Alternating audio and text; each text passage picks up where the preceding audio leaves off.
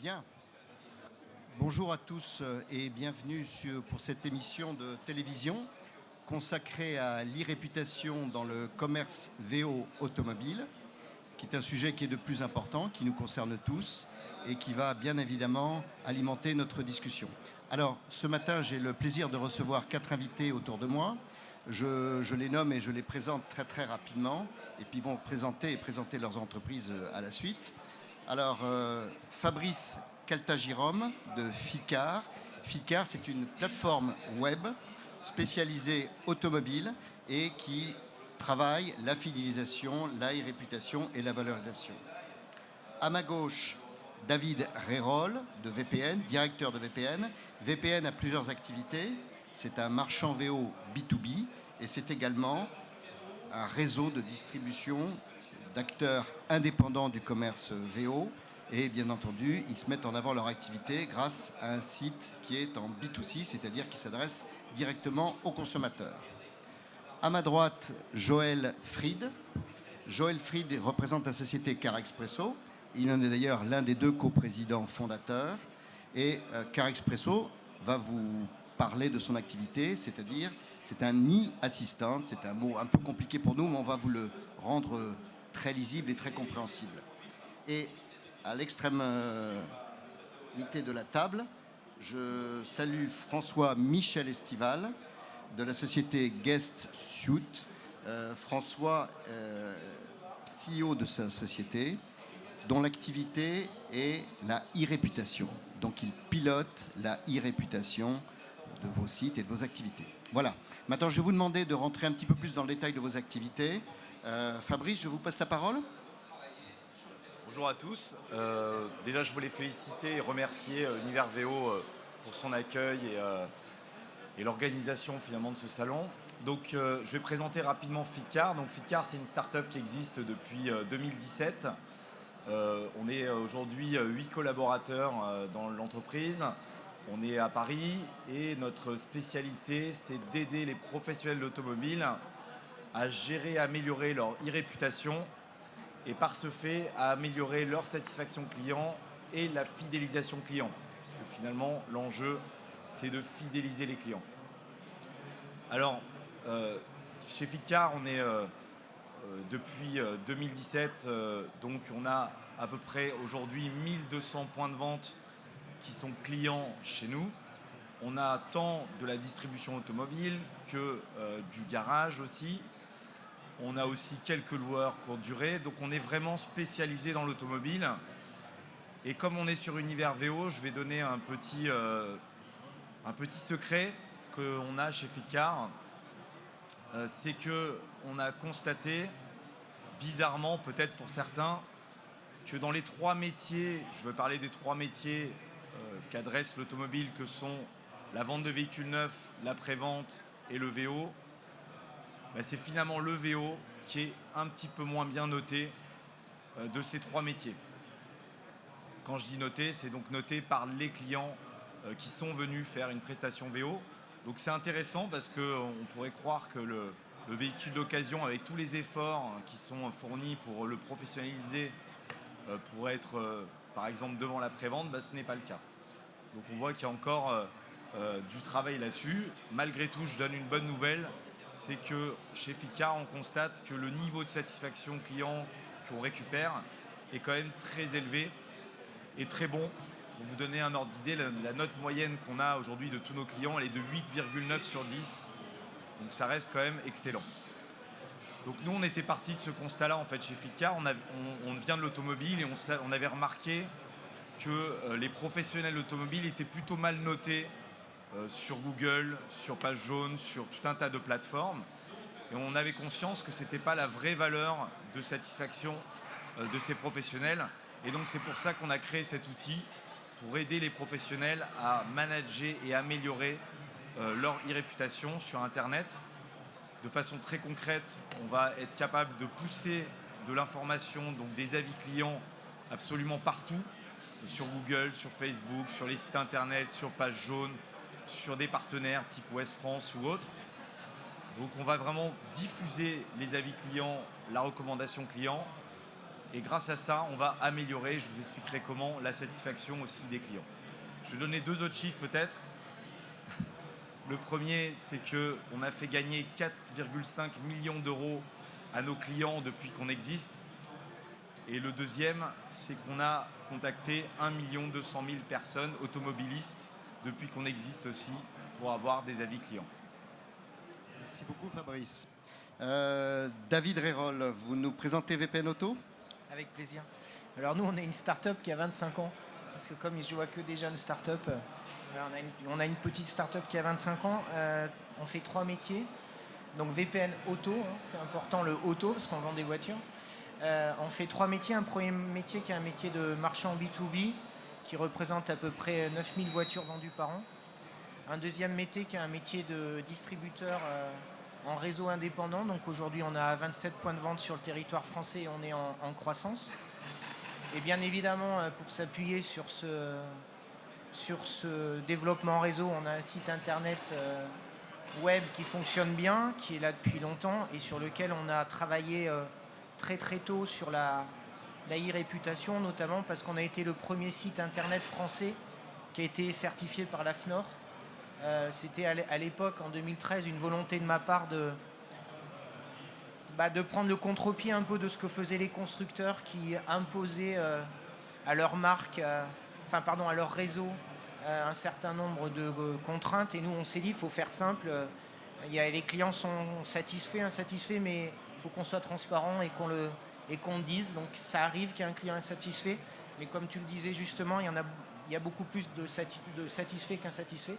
Et c'est pour ça qu'on a mis en place cette norme AFNOR. Voilà, je vous ai à peu près tout dit. Donc 27 points de vente. Nos distributeurs cette année devraient faire environ 6500 voitures vendues au concept VPN. Je précise que le concept VPN Auto, c'est un peu un mix entre VN et VO puisqu'on vend beaucoup de 0 km et de VO très récents. Et donc on a un prix moyen qui est assez haut. Et donc dans ce métier du VO, on est plutôt premium avec un prix moyen assez haut. Voilà, j'ai essayé de faire court et je suis ravi de pouvoir débattre avec des jeunes de start-up qui vont peut-être m'ouvrir un peu encore plus les yeux. On a tous à apprendre tous les jours. Merci beaucoup David. Car Expresso, Joël Fried, coprésident fondateur. Vous pouvez nous détailler vos activités ? Oui, bien sûr. E-assistant. E-assistant. Donc déjà, merci, bonjour à tous. Car Expresso, c'est une start-up qui a 2 visages en fait. C'est un e-assistant à destination des particuliers sur le parcours d'achat en fait, d'un véhicule d'occasion. C'est-à-dire qu'on va accompagner nos utilisateurs, on va les aider à identifier le véhicule dont ils ont besoin, à sourcer, à trouver les meilleures offres, et on va auditer pour eux en fait le véhicule vendu et le vendeur. Et ce faisant, en fait, nous on source nos véhicules sur l'intégralité du marché français professionnel. Donc le service courant utilisateur il est gratuit puisque on facture en fait cet apport d'affaires aux professionnels. On rebâtit un lien en fait entre l'acheteur particulier qui malheureusement ne se déplace plus en concession que pour l'achat et le professionnel au bout de la chaîne qui a besoin en fait de retrouver cette confiance et de ne pas disparaître par rapport à des ventes de particulier à particulier ou autre. Merci Joël. François-Michel Estival, oui. CEO de Guest Suite. Vous nous expliquez vos activités sur ce que c'est qu'une suite d'e-réputation. Alors, bonjour à tous. Alors, Guest Suite, c'est une entreprise nantaise avec une antenne parisienne. Aujourd'hui, on est une 60aine de salariés. On a 6 ans d'existence. Donc, start-up, pas start-up, entreprise, PME, on ne sait pas trop, mais on est là. C'est une suite d'e-réputation. La finalité de notre produit, c'est d'attirer plus de clients grâce à de meilleurs avis. Ça, c'est la finalité de notre produit. La suite des réputations, elle se décompose en différents métiers. On a un métier où on va venir aider les professionnels à écouter ce qui se dit sur eux. C'est un premier pan de l'outil. Il y a une deuxième partie on va les aider à comprendre ce qui se dit sur eux. Donc d'abord, ils écoutent, ensuite ils comprennent. On a une troisième partie, on va les aider à agir, c'est-à-dire à collecter de l'avis lors des moments heureux du cycle d'achat de leurs clients. Et on a un quatrième métier qui est une aide et un accompagnement à la réponse aux avis clients. Alors nous, on est spécialiste de l'avis client et pas spécialiste de l'automobile. On trouve que c'est extrêmement important d'avoir ce positionnement transversal de l'avis client. aujourd'hui, on travaille sur des marchés très divers, le tourisme, l'habitat, l'immobilier, l'automobile, l'assurance, la banque. Et on se rend compte que tous ces métiers ont à apprendre des uns des autres dans l'identification des moments heureux des clients pour pouvoir capitaliser dessus. Il y a quelque chose qui est assez transverse et qui est assez vrai, et on le vit tous, c'est que toutes les entreprises, elles ont un taux de satisfaction qu'elles connaissent ou qu'elles semblent connaître, un 8 sur 10, un 9 sur 10, peu importe. Ça, c'est la valeur qui est donnée par les clients. Et en face de ça, sur le web, il y a la valeur qui est perçue par les prospects. Et donc, quand on met en opposition la valeur donnée par les clients à la valeur perçue par les prospects, on voit bien qu'il y a une décorrélation, qu'il y a un manque à gagner. Alors, une des questions plus tard sera qu'est-ce que les réputations, mais finalement, le rôle aujourd'hui de Guest Suite, c'est de réaligner la valeur donnée par les clients à la valeur perçue par les prospects pour que les réputations ne soient plus une douleur, mais soient un levier d'acquisition. C'est très, très, très clair, François. Merci de cette... Merci. De cette vision et mise en perspective que vous nous procurez. Alors maintenant, on va rentrer dans le cœur du sujet et je vous propose de travailler l'e-réputation, je dirais, par approche successive. Donc on va commencer par le fond et je vais demander à chacun de nos participants à cette table ronde ce que signifie pour lui l'e-réputation.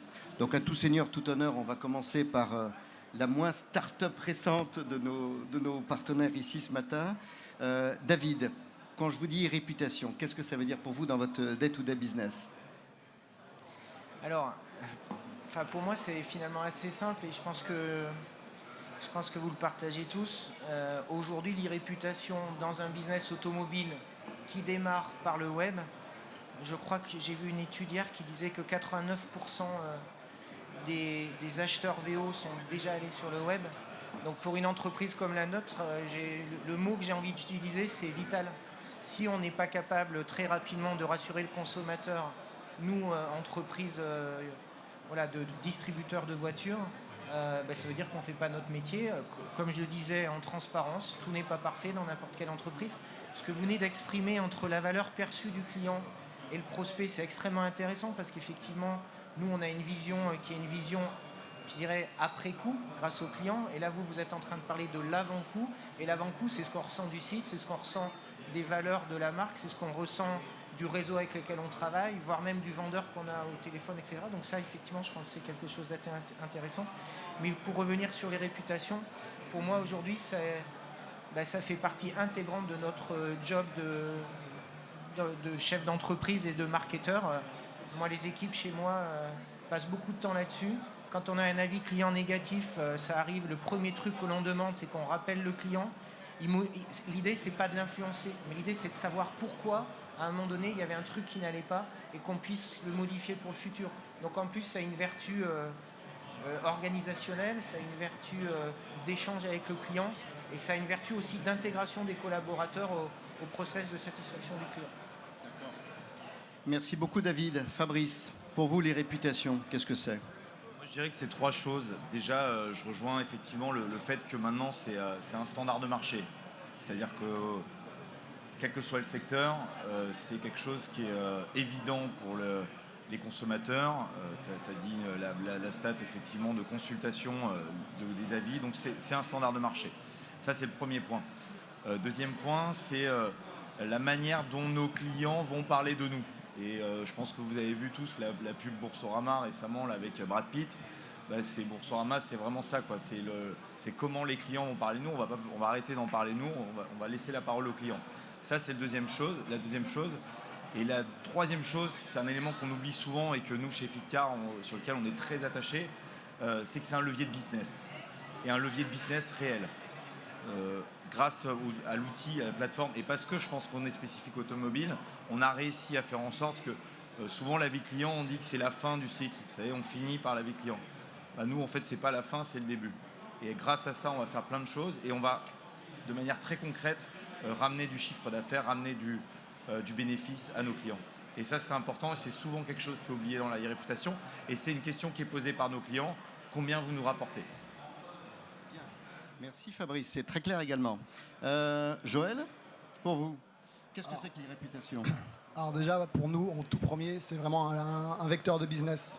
On a une particularité, hein. Nous on est une jeune start-up, on a 2 ans et demi, et on ne fait pas de communication. On n'en fait pas du tout. En fait, depuis toujours, notre vecteur, ce qui nous apporte des utilisateurs, c'est uniquement justement cette e-réputation, cette recommandation de « Ah, je suis passé par Carexpresso, j'ai eu un service, il m'a plu, et je le recommande et je ramène quelqu'un d'autre. » Donc, nous, on est vraiment utilisateurs. Et c'est également pour nous un outil d'analyse. C'est-à-dire que quand on se penche sur un professionnel, quand on construit notre analyse pour s'assurer de son sérieux, effectivement, on regarde sa santé financière, sa pratique professionnelle ou autre, mais on examine également énormément son e-réputation. Quelle est sa pratique sur l'après-vente, quelle est sa relation avec ses utilisateurs. Parce que nous, ce qu'on cherche, c'est une satisfaction. Et le troisième point, c'est qu'on est encore en construction. Enfin, une start-up, elle évolue tout le temps. Et nous, c'est un outil de mesure. En fait, on se benchmark en permanence sur OK, ce qu'on délivre, notre service à telle étape, il est comment, vous l'aimez pas, qu'est-ce qu'on peut améliorer. Et ça, c'est quasiment... c'est l'outil du quotidien, en fait. On va reparler de la mesure dans la question suivante. Justement, c'est un sujet critique. Merci, Joël. Bon, et François, pour vous.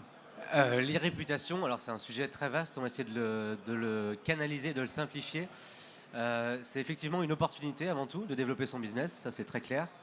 Il faut comprendre que l'e-réputation, la réputation par définition même, si elle veut être neutre, elle vient de canaux externes à ses propres canaux de communication. Sinon on est juge et parti et généralement ça ne fonctionne pas très bien. Donc l'e-réputation, c'est tout ce qui se dit sur vous qui provient de canaux externes, qui peuvent influer positivement ou négativement votre business. Très souvent, c'est au départ une douleur ou un frein parce que ce sont des leviers qu'on ne maîtrise pas. Ce n'est pas intrinsèque à l'entreprise. Et donc, il y a toute une éducation à faire pour faire prendre conscience qu'on peut soi-même reprendre la main, soi-même, ou via des outils, mais soi-même aussi, pour en faire, comme le disait très bien Fabrice, une opportunité de business. Ça, c'est vraiment le b.a.-ba. Une petite anecdote de pourquoi Guest Suite s'est créé. Comme toute entreprise qui se crée, on fait des petits essais sur des petites idées. On avait fait dans le tourisme un petit test avec une tablette dans des campings pour que les gens puissent mettre des avis et qu'ensuite cet avis se diffuse automatiquement sur TripAdvisor. On a lancé ça auprès d'un partenaire avec 50 clients qui nous a invités sur un salon pour avoir un retour d'expérience de l'usage de notre solution. Et la première personne qui est venue, et c'est véridique comme anecdote, elle est venue avec la larme à l'œil en disant « ça y est, on parle de moi en bien », parce que finalement, on a tous, c'est son bébé, son entreprise en fait, c'est de l'émotion. Donc il y a deux aspects dans la réputation. Il y a qu'est-ce qu'on pense de moi, il ne faut pas l'oublier, c'est de l'affect, et il y a comment ça va développer mon business. Oui, David. Juste pour rebondir là-dessus, c'est ce que je disais aussi, je pense que ça a effectivement une vertu de cohésion aussi dans les équipes, parce que de fierté. On a l'effet immédiat du travail, dans un sens ou dans l'autre d'ailleurs, plutôt positivement, et effectivement ça permet de valoriser plus facilement le travail qui est fait. Ce qui est compliqué, nous on le voit en réseau indépendant, c'est que certains y adhèrent très naturellement, ils voient immédiatement ce que ça peut leur apporter en business, et ça se fait de manière extrêmement naturelle, et pour d'autres ils n'arrivent pas à enclencher, et là c'est très compliqué parce qu'ils nous disent oui vous avez raison, mais en fait c'est pas naturel pour eux. Voilà. C'est ça qui est compliqué pour... Alors, je vais rebondir sur ces deux derniers propos. Vous me tendez la perche merveilleusement. On parle des équipes, on parle des clients. Comment on mesure la réputation ? Peut-être qu'on va commencer par les grands spécialistes. Donnez-nous des indications, je dirais, simples sur la mesure, les indicateurs. On a tous en tête le 0 à 10, une étoile à 5 étoiles. Oui. Comment ça marche ? Qu'est-ce qu'il y a derrière ? Qu'est-ce que ça veut dire ? Est-ce que c'est homogène ? Est-ce que mon 4 étoiles sera le vôtre, Michel ? Voilà. Alors, comment on mesure les réputations ? C'est assez simple. Il y a différents canaux qui parlent de vous. Et il faut voir si ces canaux génèrent du trafic incrémental ou si, au contraire, c'est un frein au trafic qu'il va générer ou en lead qu'il va vous apporter. Donc, comment on peut le mesurer ? De manière assez simple. Là, on est dans le marché de l'automobile. Donc, il y a quelques acteurs transverses, Page Jaune, Google My Business et des acteurs métiers qui intègrent des avis clients. Il faut être capable de mesurer l'évolution de notes sur chacun de ces supports et l'apport de lead qui est généré par cette évolution de notes. Donc les réputations, elles se valorisent en argent. C'est un peu la difficulté qu'on peut avoir parfois, c'est de dire je vais investir 100 euros, 200 euros, 300 euros, mais qu'est-ce que ça va m'apporter concrètement ? Comment je la mesure ? On la mesure dans le temps. C'est pour ça que quand les marchés ne sont pas vraiment éduqués, il faut qu'ils suivent la vision de certains jeunes entrepreneurs comme nous, qui leur apportons la preuve sur d'autres marchés qu'engager une démarche positive de gestion d'e-réputation va amener du business incrémental. On va prendre un exemple très simple. Aujourd'hui, la fiche Google My Business, quand vous avez une note, elle est sur 5, qui est en dessous de 3,7, vous ne générez 0 trafic incrémental sur votre site. À partir de 3,8, vous commencez à générer un pourcentage de trafic supplémentaire. À 4, vous êtes à plus 10%. À 4,5, à plus 23%. Donc, il y a un outil de mesure qui existe. On connaît tous chacun sur le trafic que l'on reçoit notre propre taux de transformation. Si je transforme un prospect sur 10 chez moi, le but du jeu, c'est d'en faire venir plus. Donc cette note Google, elle a un impact, par exemple. On pourrait parler de beaucoup d'autres acteurs, mais chaque plateforme peut se mesurer ainsi. Et les réputations, elle est également concurrentielle. Est-ce que je suis plus attractif que mon petit voisin qui a le même métier que moi? Ça aussi, c'est un outil de mesure qu'on peut faire à travers l'analyse concurrentielle qu'on propose. Merci. Mais on pourrait en parler des heures et des heures. Oui, c'est passionnant d'ailleurs. Joël, la mesure, les indicateurs, les tendances, le fixe, le mouvant, le classement, le comparatif. Nous, on n'a pas structuré réellement nos suivis d'indicateurs. On est sur des indicateurs très grand public. Nous, on regarde ce qui se passe sur Twitter, on regarde ce qui se passe sur Facebook. On est sur du grand public, en fait. Donc, et en plus, on vise vraiment l'excellence. Donc, on n'est pas sur du 3-8, du autre. On veut du 5 sur 5. C'est notre seul levier, en fait. Aujourd'hui, tout à l'heure, on a parlé des réputations. Il y a deux notions, en fait, sur lesquelles on n'a pas trop insisté. C'est d'abord la caisse de résonance. La réputation classique, c'est je parle à ma famille, je parle à mes amis présents. C'est très bien, c'est éphémère, ça s'efface. L'e-réputation, il y a une traçabilité dans le temps, c'est-à-dire que ça ne s'efface pas, ou alors, sauf sans action de ma part, en tout cas, ça reste toujours. Et caisse de résonance, c'est que mes amis, c'est les amis que j'ai pas vus, qui sont en réseau avec moi à Paris, à Bordeaux, partout. Donc on a tout de suite une amplification de la moindre tendance, bonne ou mauvaise, elle s'est amplifiée mais fois 100. Donc on a tous en tête des bad buzz, good buzz ou autre chose comme ça. Donc voilà, c'est 2 points. D'accord. David, VPN Auto, pour vous, la e-réputation, comment vous la mesurez? Comment vous suivez les indicateurs, les tendances? Vous me l'avez montré, je ne sais pas si on verra à la caméra. Décrivez-nous peut-être de l'écran. Je ne sais pas si on le voit derrière, non, on ne le voit pas derrière. Non, mais c'est surtout... il faut aussi que le consommateur le voit, quoi. Donc, sur la page d'accueil de notre appli mobile, 4000 avis clients, parce que c'est pareil, il y a la loi du nombre. Si j'ai 5 avis clients... Voilà, 4000 avis clients, 4,76 sur 100, 5, 96% de clients satisfaits. Ça, c'est avec la norme AFNOR. Et après, comme vous le disiez justement, on suit également les avis sur Google My Business. Et ce qu'on regarde, et ça c'est vrai, point de vente par point de vente, c'est comment on se positionne par rapport à nos confrères sur la zone de chalandise. Parce que si on a une moyenne de 4, mais que tout le monde est à 3, finalement on est bon. Je sais qu'à Bordeaux, on est à 4,3 et j'ai regardé un peu l'environnement des distributeurs concessionnaires. On est très très très au-dessus, ce qui est super rassurant. Mais je pense que c'est aussi lié au travail qu'on a initié depuis des années, dans le sens où on a éduqué nos commerciaux, mais également nos clients à parler de la bonne expérience. Et toi, Fabrice? Ah, vous. Ah, pardon. Non, mais le micro est éteint. Non, il est allumé. Non, juste pour rebondir sur ce que tu disais, sur les avis que tu as sur ton site. Et ça fait le lien avec l'e-réputation. L'e-réputation, elle peut intervenir à différents moments. Elle peut intervenir en réassurant sur un taux de transfo. Donc là, c'est le client, il est déjà sur ton site. Et il voit des avis certifiés. Et donc, il est rassuré.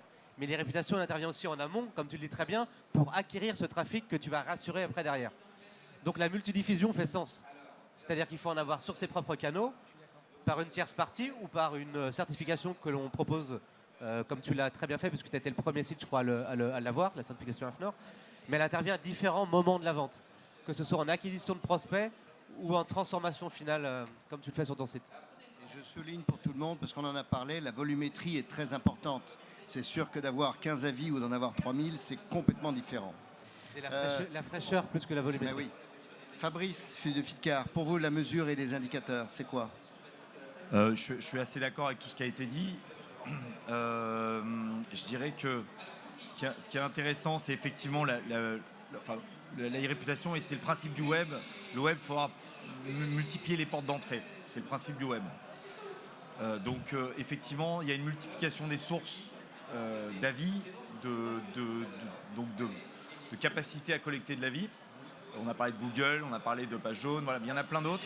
Il y en aura probablement de plus en plus, ce qui peut amener de la complexité aussi pour les professionnels à gérer. Donc ça veut dire qu'il faut être capable de mesurer cet ensemble de sources.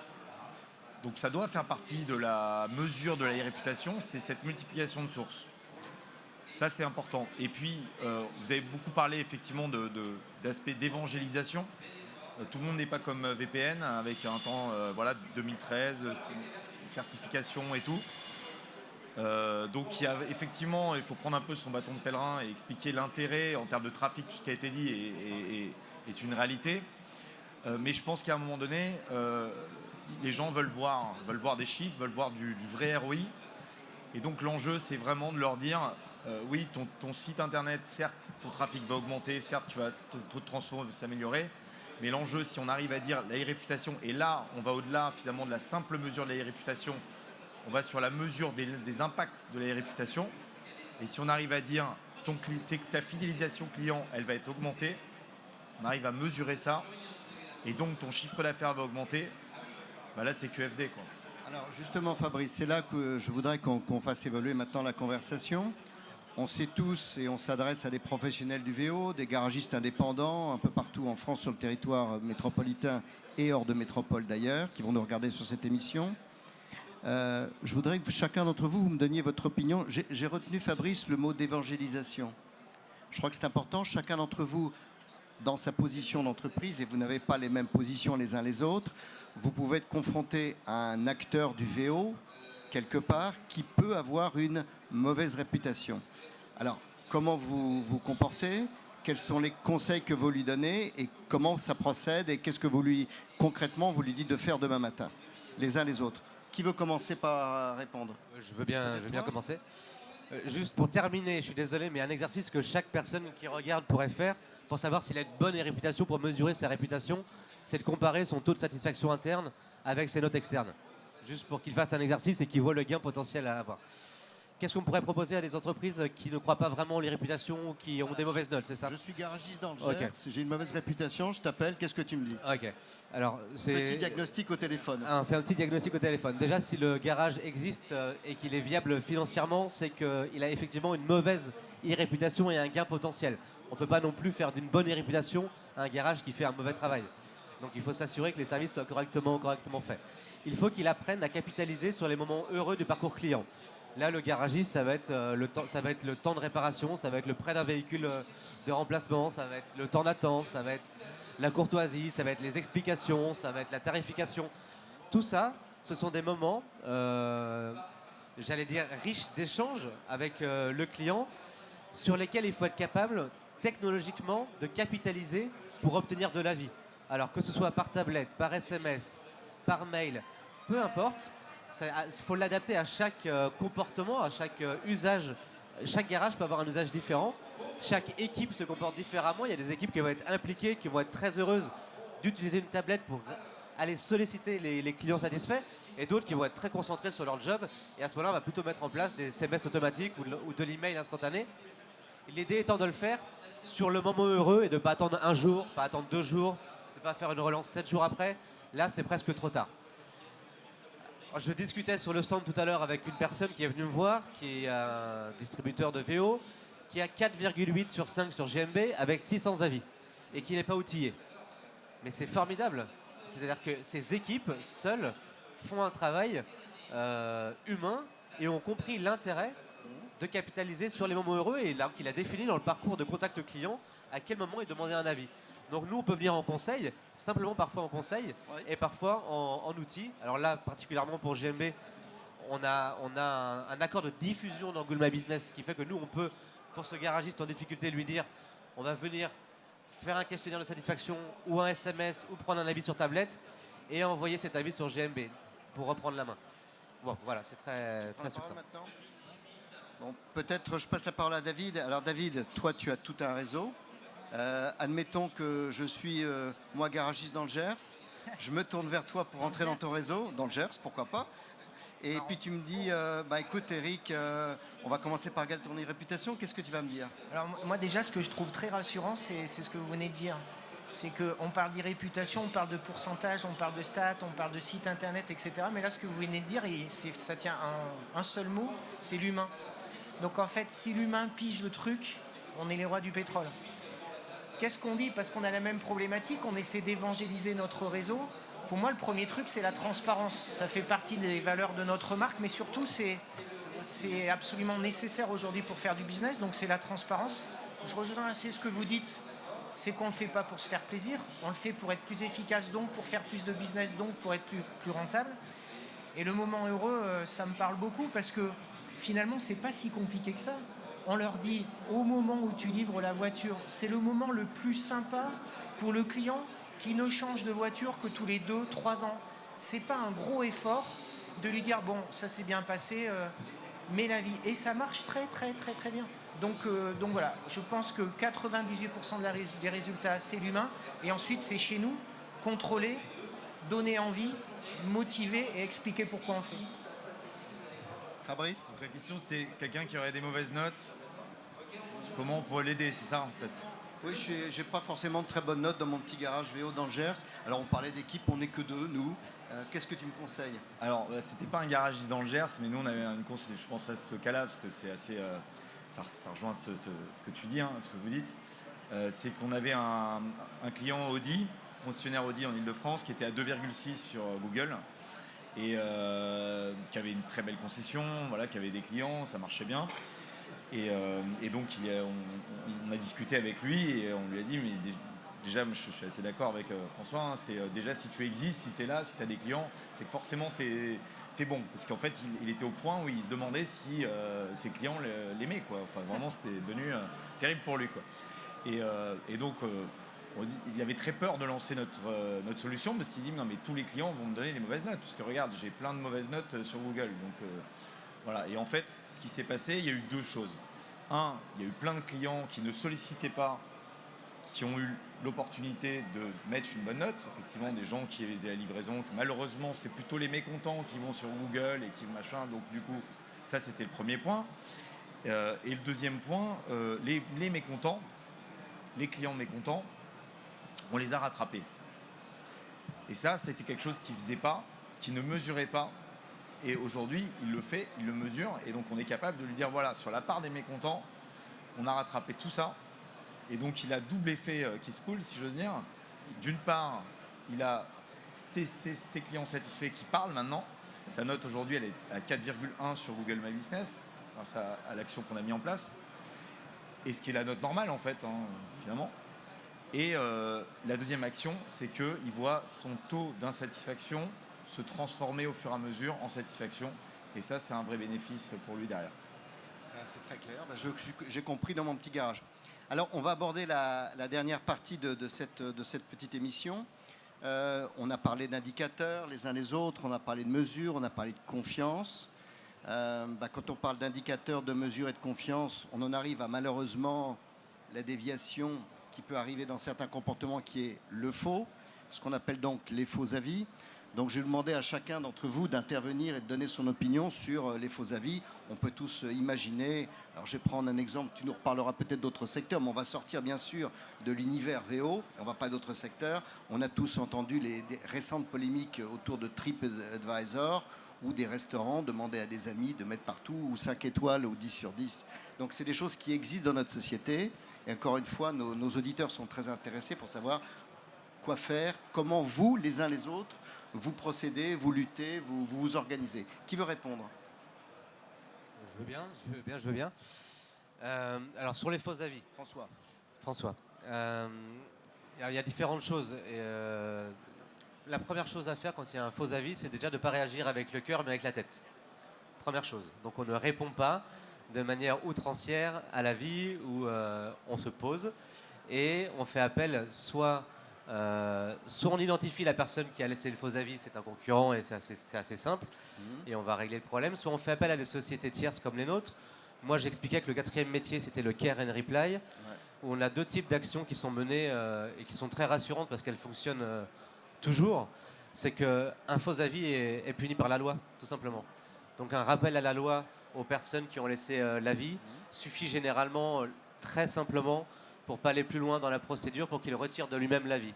Les internautes n'ont pas conscience, un peu comme les réseaux sociaux, qu'il y a un impact juridique à leurs actes.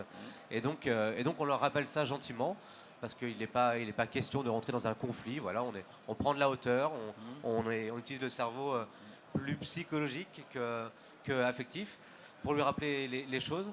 La question me fait penser à quelque chose d'intéressant, c'est avant d'en arriver à des faux avis, il peut y avoir aussi des clients qui mettent des avis qui sont pas forcément faux, mais qui sont un peu exagérés par rapport à une petite déception qu'ils ont eue. Oui. Et ça, c'est un point intéressant, parce que ça, très très souvent, on le retrouve et dans beaucoup de marchés.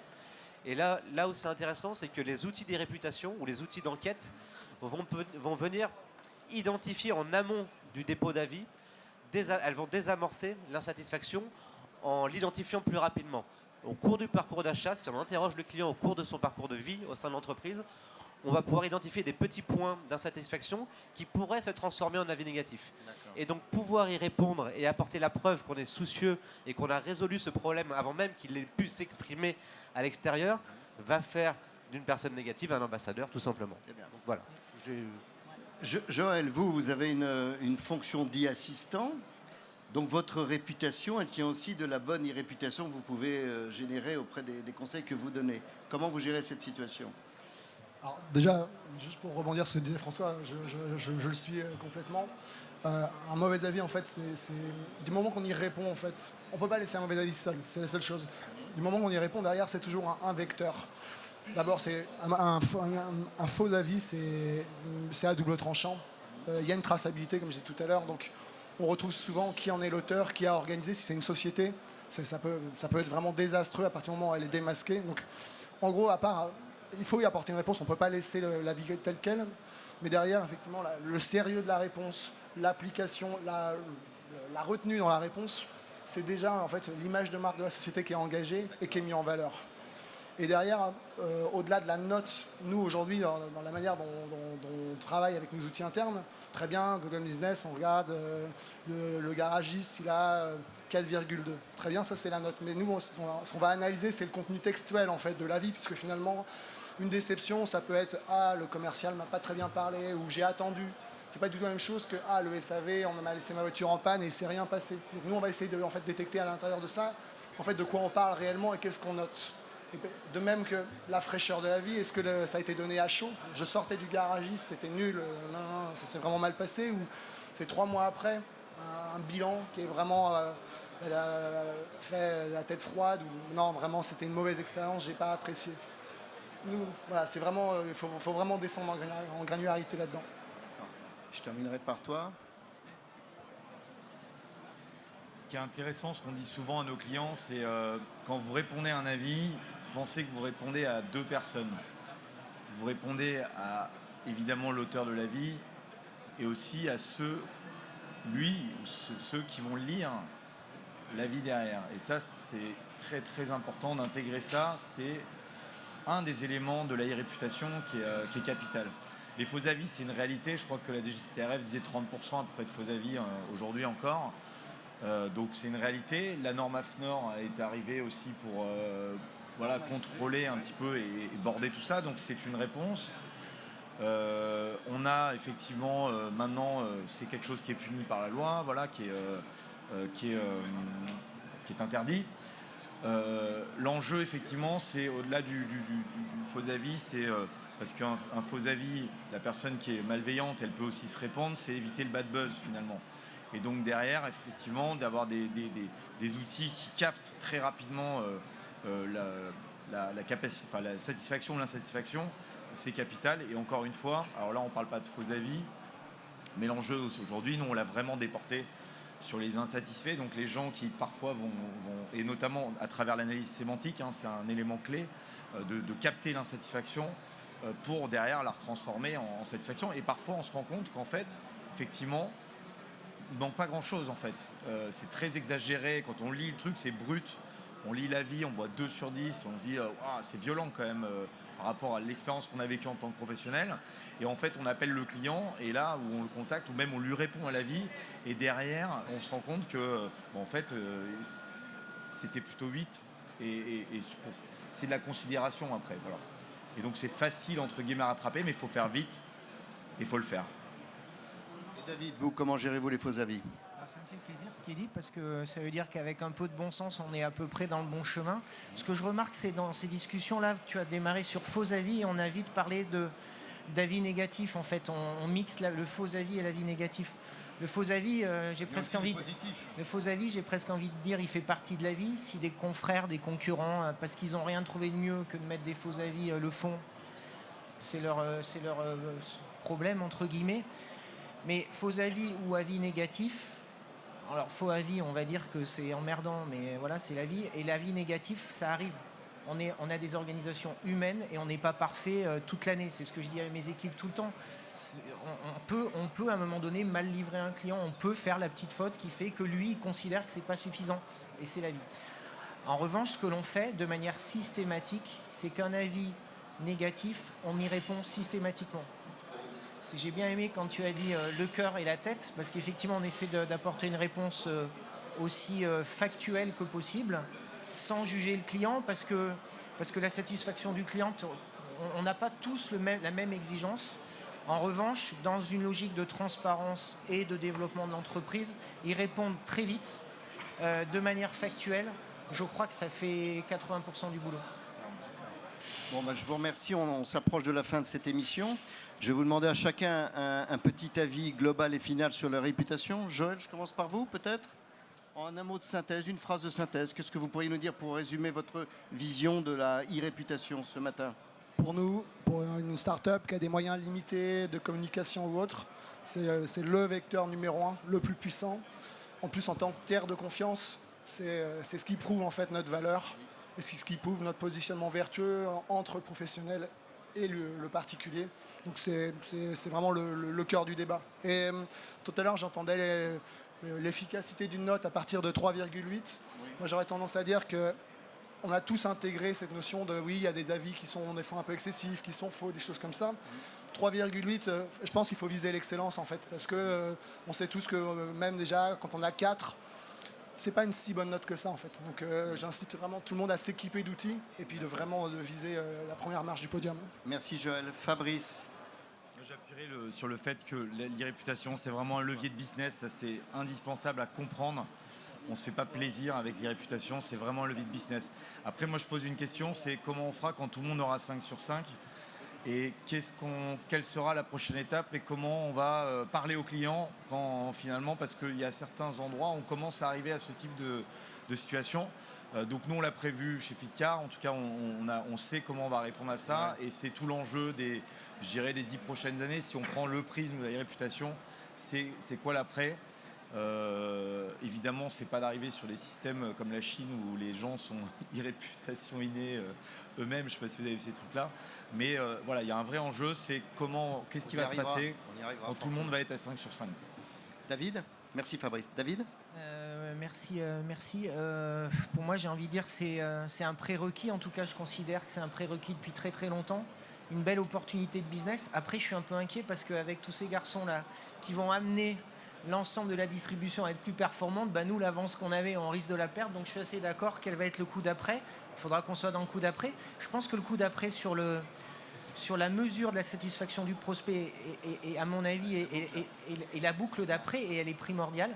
Donc, je pense qu'il faut qu'on bosse là-dessus parce que vous arrivez et bravo pour ce que vous faites. Bien.